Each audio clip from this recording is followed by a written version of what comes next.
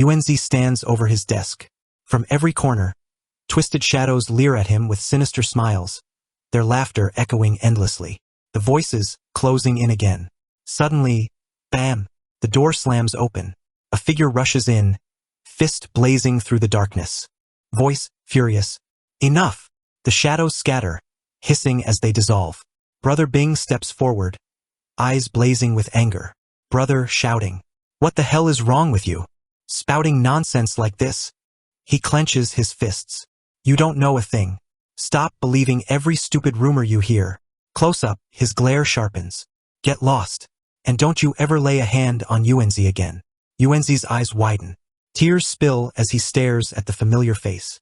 Yuanzi trembling. "Brother, is that really you?"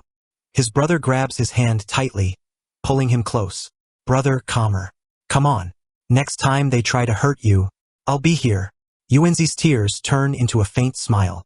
"Yuanzi, yeah, as long as you're here." But the warmth vanishes. His brother's form begins to blur, walking away into the shadows. Yuanzi reaching out panicked. "Wait, where are you going?" The fading figure turns his head, smiling softly. "Brother distant. If it's you, I know you can do it." His body dissolves into white smoke. Yuanzi screams. "Yuanzi, Brother Bing, don't leave me. Come back."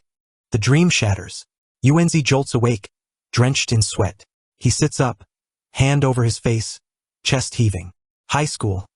That's when it started. A strange illness.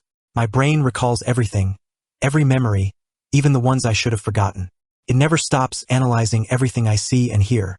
Yuanzi stumbles to his desk, grabbing a pill container. His hand trembles as he pours out several pills. This ability gave me control over my body. But when the symptoms flare up, the pain is unbearable. He swallows the pills, exhaling shakily. The hospital couldn't explain it. Only the special medicine my mother brought from abroad keeps it under control. A warm voice calls from outside. Aunt off-screen. "Yuanzi, you've got a package. Left it by the door. Hurry up. I made breakfast." Yuanzi calling back. "All right, I'll be right there." He sets the pill container down and opens the door. But lately, I can feel it. The medicine's losing its effect. My tolerance is rising. His aunt waves cheerfully. "Later, I'm taking you to buy clothes. Okay?" Yuanzi. "Okay." He glances at the package. No sender's name. A cold shiver crawls up his spine. This is bad. Behind him, a shadowy figure with glowing white eyes looms. Thud. The old woman slams her fist against the table, shaking the house.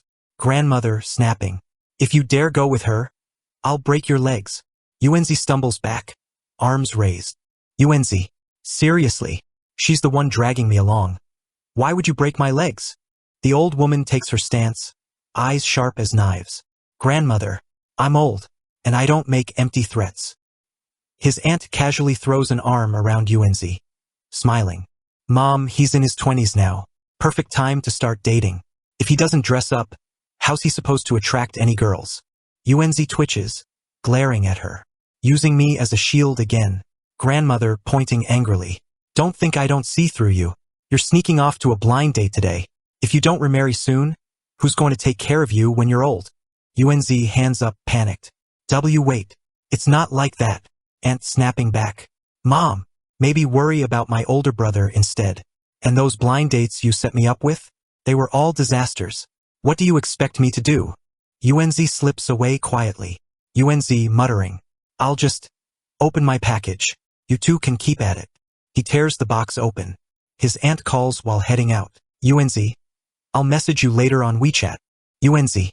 "Yeah, sure." Inside, a sleek black card and a sealed yellow envelope. He studies the card. Yuanzi. Nice texture. Looks like some kind of VIP membership card. He pockets it, then unfolds the letter. Letter voiceover. Yuanzi. "I found something that could change my life. But I can't handle it. If it's you, it'll be fine. We're brothers. So this is my gift to you. Lei Yibing." Yuanzi freezes. Yuanzi. "So it's from him? Change my life? Just what is this supposed to mean?"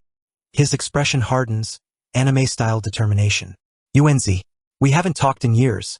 And now he suddenly sends me something this shady? Sigh.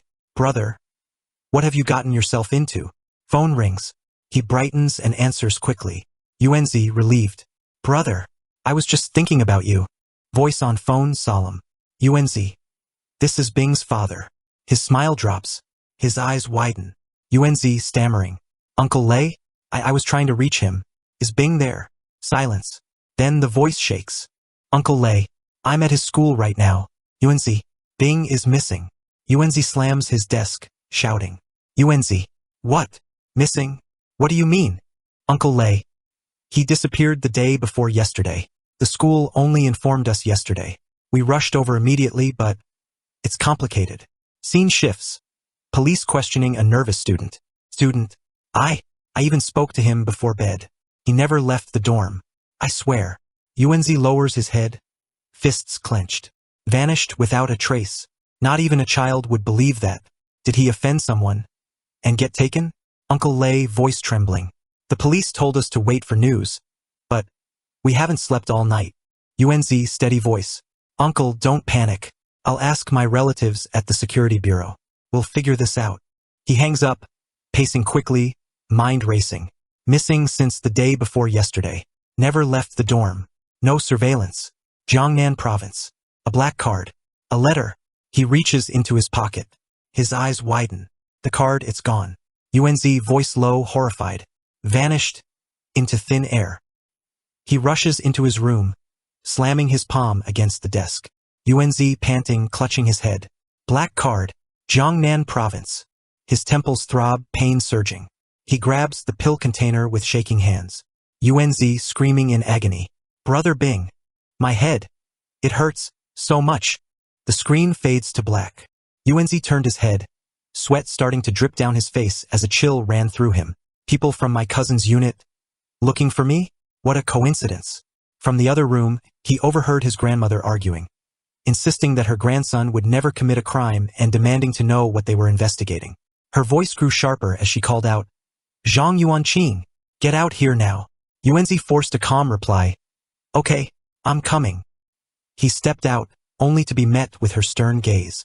She told him she had already seen their IDs. They were really from the Kangyang District Public Security Bureau, and they needed to ask him some questions. Yuanzi shook his head, raising his hands in refusal. Absolutely not. His grandmother snapped back, warning him not to be doing anything behind her back. At the doorway stood a man in a red suit, with an assistant at his side. The Kangyang District Public Security Bureau, aren't those my cousin's colleagues? Forcing himself to stay composed, Yuanzi said, The three of you, please come in. I'm Zhang Yuanqing. What do you want to ask me? The man in the red suit began politely but directly. Did he know Lei Yibing? Yuanzi's eyes widened. Brother Bing? Of course, we grew up together. What happened to him? He invited them to sit, though his mind was racing. My cousin is the captain of Kangyang's Squad 2. For them to make a house call, they must already know my family situation. The man in red explained that Lei Yibing had gone missing, and the Hangzhou Bureau had reported that on the morning before he disappeared, he had sent Yuanzi a package. Yuanzi slammed his hand on the table in disbelief. Missing? How is that possible? The man with glasses cut in coldly, telling him to simply answer yes or no. Yuanzi admitted yes, he had received a package earlier, though it had no sender's name. The man pressed further. What was inside? Yuanzi stared at him and replied that it was empty. Nothing but bubble wrap. The man tilted his head slightly, repeating the word empty with suspicion. Yuanzi confirmed.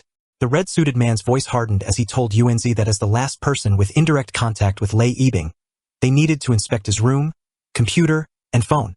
It wasn't mandatory, but refusing would be unwise. Yuanzi clasped his hands together, sighing. Fine. It'll prove my innocence anyway. At the man's order, the assistant stepped forward, asking for his phone. Yuanzi made a strange face, stammering nervously before blushing. It's just that. It's for self-study. Never mind, just check. She reassured him with a faint smile, saying they were only looking into matters related to Lei Yibing. While the search continued, Yuanzi asked about Bing's situation. The man in red explained that Lei Yibing had disappeared from his dorm. Surveillance cameras never caught him leaving, and according to a roommate, he had been seen in bed that night, but by morning he was gone. The same as what Uncle Lei told me. So the Bureau hasn't made any progress. Or maybe this man just doesn't want to reveal more. The man's gaze sharpened, his words cutting through the silence. If Yuanzi found any clues, he must notify them immediately. If he dared hide anything, the next one to vanish could be him. Yuanzi shivered, forcing a respectful reply. Thank you for the warning. The assistant finished her inspection, returned his phone, and they prepared to leave. The man in red handed over his business card, reminding Yuanzi to contact him at once if anything came to mind. Yuanzi saw them off, muttering that he hoped to be informed if there was any news about Brother Bing. Once the door shut, his grandmother sighed, shaken. How could Bing just disappear like that? I should visit his mother soon. Yuanzi, pale and weary, whispered that his head hurt and he needed to rest. He asked her to tell his grandfather the news when he returned, and to have him contact Uncle Lei. Meanwhile, outside, the red-suited man asked his assistant what she had found. Guanya smirked, claiming a major discovery. Yuanzi's computer was full of hidden folders labeled Viwo 50, and his browsing revealed a taste for mature women in black stockings. She teased that even his recycling bin was spotless, suspiciously empty. The man pinched his forehead in frustration, scolding her for her crude jokes and reminding her to act with more elegance. She only laughed, brushing her hair back, before turning serious again.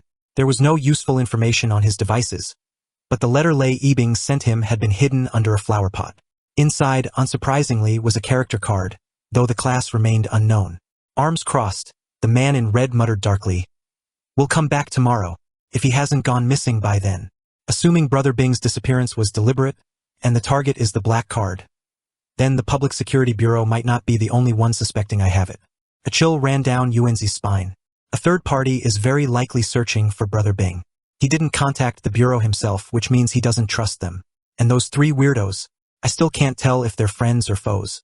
The pressure mounted in his chest. The safest method would be to explain everything to my cousin. But the thought snapped. I can't even reach him right now. And even if I could, how do I explain any of this? The black card vanished into thin air. What should I do? The more I think about it, the worse this looks. The door slammed open. His aunt barged in, face dark with anger. Not replying to my WeChat. Not answering my calls. You're blatantly ghosting me, aren't you? Running away won't solve the problem. Yuanzi rose slowly from his chair. Coming. But she continued to ramble, her voice sharp. Do your aunt's words mean nothing to you anymore? Did I buy you all that stuff for nothing? Hey, why aren't you saying anything? A sudden chill rippled down his spine. Yuanzi raised a hand to his face, feeling the cold sweat forming. Zhang Yuanqing, she snapped. Your auntie is being bullied.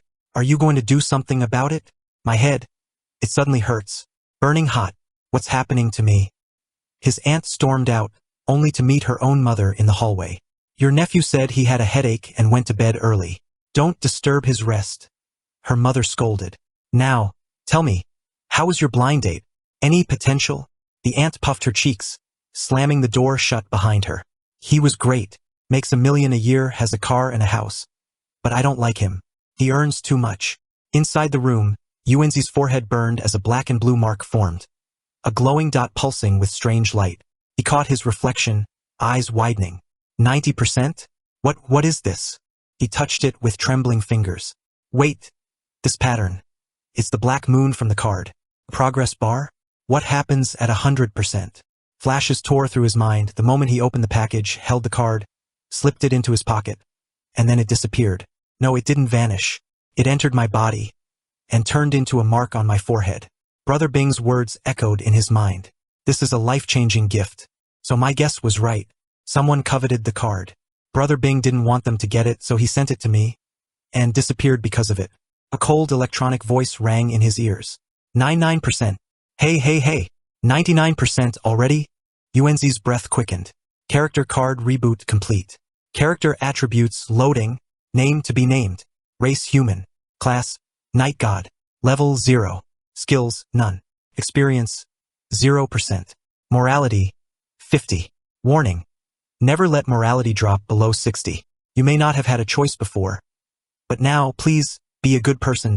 He stared at the glowing window, stunned. A system? Just like in web novels? Please name the character immediately. Yuanzi typed in his full name. The system pulsed red. Please do not use your real name. What? I can't use my real name? Then, how about this? Naming successful. Spirit realm will open in 10 seconds. Yuanshi Tianzuan. We wish you good luck.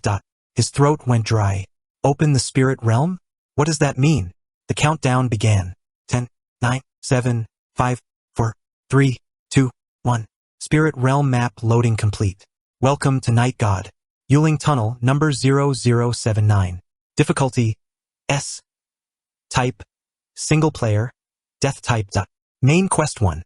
Survive for 3 hours. Main Quest 2. Explore Spirit Realm number 0079. Current progress 0%. Note: non-Spirit Realm items cannot be brought in. Light engulfed him. The room vanished.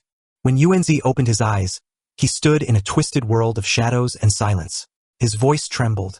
This is where? Yuanzi froze as he stared into the endless darkness ahead, his heart pounding in his chest. The thought struck him like a blade. Was this the Yuling Tunnel from the urban legends? A wave of sweat ran down his face, and he pressed a trembling hand to his forehead, trying desperately to calm himself. No, this couldn't be the Yuling Tunnel from the 10 great urban legends of Shanghai. He had passed by that tunnel only days ago when he returned to his hometown to pay respects to his father. The real Yuling Tunnel looked completely different, but his body refused to listen to reason. His legs shook violently as he crouched low to the ground, gasping for air. It wasn't the same tunnel, and yet, deep down he knew the truth. He had been dragged into an urban legend itself, forced into a task by that mysterious voice. 2 commands echoed like chains inside his skull. Survive for 3 hours, and explore the Spirit Realm. Difficulty S rank. Solo. Death type. The words alone made his blood run cold. Survive for 3 hours meant extreme danger. Explore the Spirit Realm meant walking deeper into this cursed tunnel.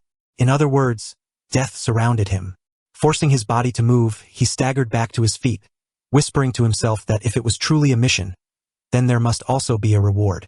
The status panel had shown his class as Night God, but his level remained at 0, not 1. That must mean becoming a Night God was the reward. But what did that even mean? What was a Night God? Brother Bing's words came back to him like a curse. He had been right. This black card really could change a person's life. But Yuanzi had ignored the warning that followed. Hard to handle. Now he finally understood. A death-type Spirit Realm, the most terrifying kind. Panic crawled up his spine, gripping his chest like iron. The tunnel lights began to flicker, one by one, before dying into blackness. He spun around and froze. A twisted figure emerged from the shadows, its face torn and bloodied, teeth jagged and glistening, eyes burning with madness. His breath caught. No, this couldn't be real. The figure screamed, a shrill and inhuman sound that shattered the silence, and from the darkness behind it came a rushing horde of corpses. Their flesh was rotted, their movements jerky and unnatural, their hollow cries echoing through the tunnel. Yuanzi's whole body broke out in goosebumps as he stumbled back in horror. A desiccated corpse, he recognized it instantly.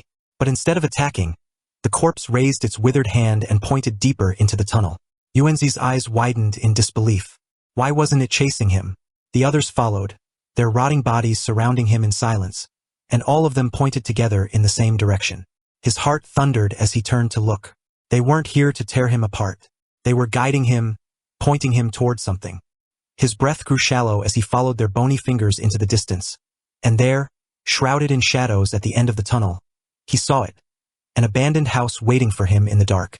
Yuanzi tore through the cave, glancing over his shoulder as the shambling silhouettes multiplied behind him. The panel clearly said this is a solo death-type Spirit Realm. It would make sense for those miners to attack me. He slammed on the brakes mid-run, hand pressed to his temple. But why did they let me go? They even showed me the way. S-rank difficulty. Explore the Spirit Realm, survive for 3 hours, he muttered, jaw tight. If I just hidden in the tunnel without moving, would the dried corpses have most likely gone berserk and attacked me? Pointing me onward either to the real mission location or into a trap. Whatever the reason, getting away from those dried corpses had to come first. He burst out into a forest where a single, obscene moon hung low and bright in the sky. It was too quiet. At this time of year there should be insects everywhere. The silence crawled under his skin and he began to tremble. Broken relics lay ahead like teeth. A ruined temple rose from the wreckage. A temple? He whispered, panic flaring. The hint from that strange voice said I shouldn't enter the temple. But I'm already out of the tunnel, which means this dilapidated old temple is the place I'm really supposed to explore. Don't tell me those miners wanted me to enter the temple. He staggered back, heart hammering. This was bad. This was really bad. There are 2 main quests and they seem separate, but put them together and it's simple. Explore this ruined temple for 3 hours and make sure I survive. He swallowed and spat out the thought like a curse. Going forward I might die. Going back I'll almost certainly die. Brother Bing. This isn't a 36D, it's a freaking 36Z. This clubhouse you sent me to is literally going to kill me. He gulped. On one hand, it warned him not to enter the temple. On the other, he had to explore it. Nothing ventured, nothing gained. He started up the worn stairs. Inside, pale lights winked in the house ahead. He froze, head tilting. Is something coming? Am I hearing things? His voice was tight. Usually the first step to seeing a ghost is hearing things. Sweat poured down his temples. This is way too creepy. I just entered the temple and I'm already running into something foul. So should I go in or not? Urgent. Waiting for replies. Panic spiked and he threw himself toward the lit house. Big bro. If you're really a ghost, take your vengeance on those who wronged you. Your little bro here hasn't done anything wrong other than liking to look up study materials. He glanced back and the crunch of footsteps answered, closer, faster. Shit. He vaulted through the door, slammed onto his feet, lungs burning as he stared up at the brazen moon. He wiped his brow, forcing a shaky laugh. The footsteps are gone. I should be safe for now, right? Then the air shifted. He turned slowly and felt a presence cold at his back. They're staring at me. Up close. What he saw froze him harder than any corpse. 3 enormous statues loomed there, their silhouettes swallowing the light, impossibly massive and watching. Yuanzi leaned in, eyes narrowing on the statue's arm. What was the goddess supposed to be holding? Most likely it was one of the clues. He turned his head and spotted something to the side. A massive stone slab stood nearby, etched with ancient text. It must have contained information about this temple, he muttered, stepping closer. His lips moved as he read. A temple from the early Ming dynasty. That's 500 or 600 years ago, right? His breath hitched. Sweat rolled down his temple. Wait, this place is clearly abandoned. Then who's changing the candles in the main hall? He stared at the flickering flames, unease twisting his gut. Was it the construction team? Is this so-called spirit realm just a scene generated from an urban legend? Or has it always existed? If it's always existed, does that mean the construction team stumbled in here just like me, giving birth to the legend afterward? His heart pounded. Whether the spirit realm existed first or was generated later, my situation right now is extremely dangerous. If I want to survive, I need more clues. He squinted in frustration, teeth grinding. Fuck it. I'm going for it. Stepping toward a corpse, Yuanzi covered his mouth against the stench. His eyes scanned the remains with grim focus. The sternum and a few ribs are broken. The right shoulder has hairline fractures, but not too serious. His hand brushed over the chest pocket. There's something hidden here.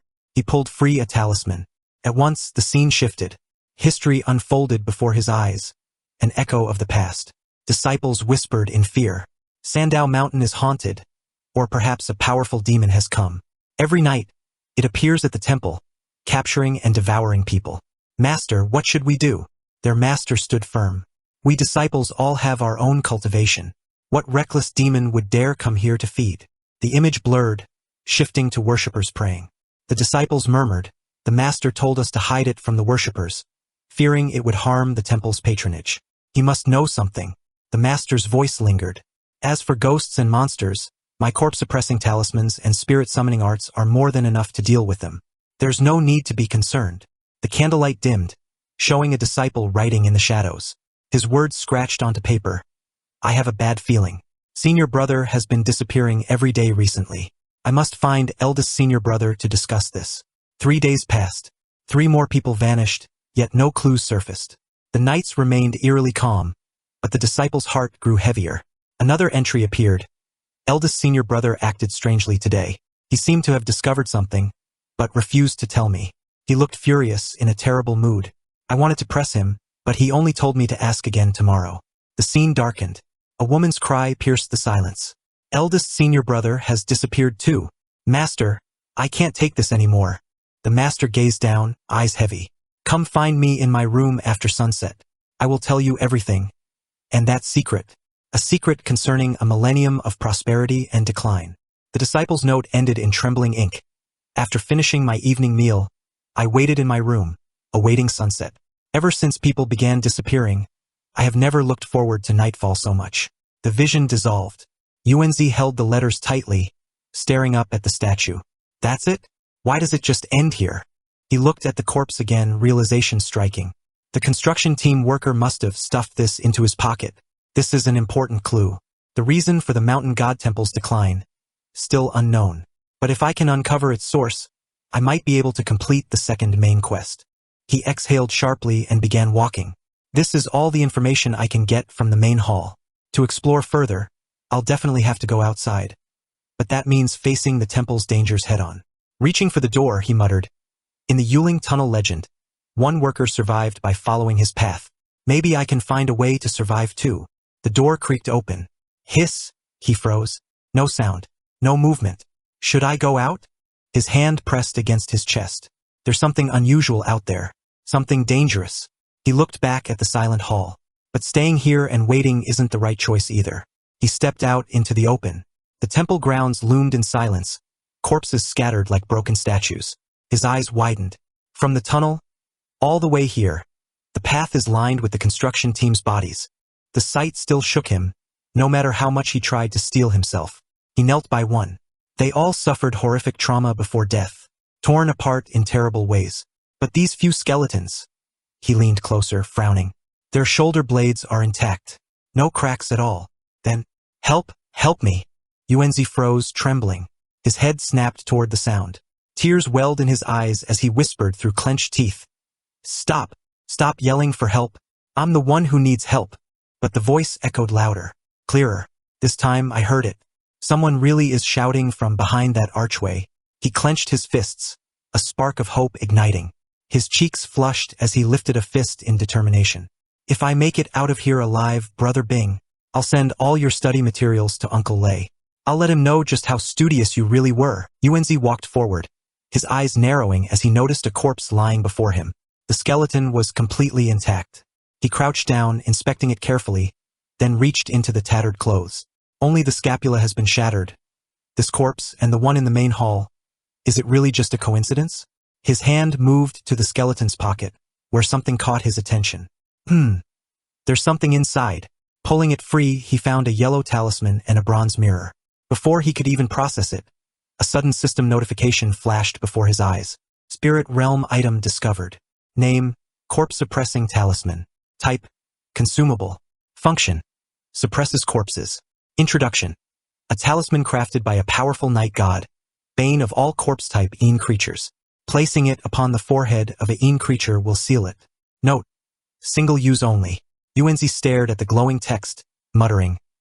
There's no prompt for the bronze mirror or this ancient booklet. Only the talisman got recognized. It must be the important item. He opened the small book in his hands, turning to the first page. Images flooded his mind. Students sitting in rows, the mountain road rising above their heads. Words appeared at the side of the vision. It's been 2.5 years since I joined the Sandow Mountain Goddess Temple. I've learned to read and write. Eldest brother says that once Master returns from purifying souls, he will officially initiate me. The writing continued, gultonating the moon, swallowing soul-nourishing wood. This is the introductory method to becoming a night god. But the smoke of war rises everywhere. The Prince of Yen has rebelled.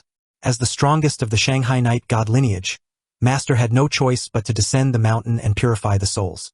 If he did not, with the war yet unresolved, the Een calamity would rise again, and the people would know no peace. Yuanzi rubbed his sore shoulders, groaning. So, it's just a diary. Records of cultivation and temple life. Still, the paper feels the same as the one from that corpse in the main hall. He frowned. If it mentions the Prince of Yan's rebellion, then this must date back to the Jingnan campaign, but night gods? Those don't exist in real history. He turned the page. Sunset. The sky grew dark. I heard a knock on my door. Excitedly, I opened it. But it wasn't Master. It was eldest brother who had vanished the night before. He had returned, but not alive. His chest was dripping with blood. His heart dug out. My brother's corpse stood before me, empty eyes staring blankly as his lips moved. Don't trust Master. The words sent a chill through Yuanzi's body. He snapped the booklet shut. The rest of the pages, they're torn out. Don't trust Master? What the hell does that mean? A shiver ran down his spine. Huh? Why do I suddenly feel like I'm being watched? Creepy. I can't stay here any longer. He lifted the bronze mirror, inspecting it cautiously. His heart nearly stopped. A twisted blue shadow loomed behind him in the reflection. Ah! He screamed, slamming the talisman against the space behind him. May all go as you wish. Many happy returns. May the green mountains stand tall, and the clear waters flow forever. Covering his face with trembling hands, he cried out, Bro, I was wrong. I was really wrong. He peeked back into the mirror, desperation burning in his eyes. Mr. Yellow Talisman, you'd better be useful. But the blue shadow still lingered in the glass, closer than before. Useful my ass. This thing isn't a corpse-type creature at all. His voice cracked as tears welled. My shoulders getting worse. My hands, my feet. They're ice cold. Damn it. It's draining my yang to feed its een. He grit his teeth, face twisting. What kind of courage was it that made me leave the main hall? As if mocking his despair, two skeletons suddenly appeared beside him. One slung an arm around his shoulders with a grin. Buddy, welcome to the party. The other leaned in, its bony hand gripping Yuanzi. Young people always rushing to die. How nice. Help! Yuanzi wailed, throwing himself to the ground, forehead pressed against the floor. Shit! One problem after another. His ears caught the sound of footsteps, the same ones that had chased him before he entered the main hall. His stomach dropped. Why now? Why the hell now? Slowly, he raised his head, his expression hardening into something defiant, almost villainous. The more ghosts, the merrier. If you all kill me here, then when I become a ghost, you'll be the ones embarrassed. Out of the corner of his eye, he spotted something bizarre. Two crimson high heels sitting neatly in the corner of the temple. His face twisted in disbelief. A Ming Dynasty mountain god temple, paired with Western-style red dancing shoes? Could anything be more absurd? He forced himself to glance back into the mirror. The black shadow still hovered behind him, its face pressing closer. His lips trembled as he whispered, Can I still be saved?